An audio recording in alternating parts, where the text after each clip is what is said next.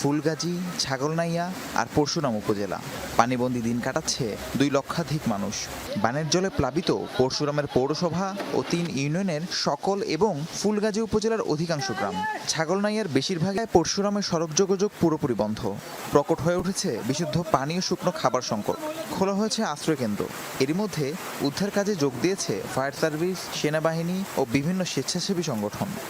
কালকে রাত থেকে না খাওয়া দাওয়া আছে, না ঘুম আছে, কি একটা অবস্থা। অসুস্থ রোগী মানুষের কি গরু গরু ছাগল হাঁস মুরগি নিয়ে অনেক কঠিন অবস্থা। ফুলগাজীর ওইদিকে তো মানুষের কোনো যোগাযোগই পাওয়া যাচ্ছে না। আমাদের ওইদিকে ভয়াবহ অবস্থা। আমার মা বাবা আজকে 2 দিন আর আজকে আমার ঘরের বুক সমান হয়ে গেছে পানি। আমাদের বাঁচার উপায় নেই, আমাদের জানমাল আল্লাহ জানে। আমার জন্মের পরে আমি সড়ক ও শিক্ষা প্রতিষ্ঠানে পানি ঢুকে পড়ায় সীমাহীন ভোগান্তিতে স্থানীয়রা। জেলার সব প্রাথমিক, মাধ্যমিক এবং উচ্চ মাধ্যমিক বিদ্যালয় বন্ধ ঘোষণা করা হয়েছে। অনেক পানি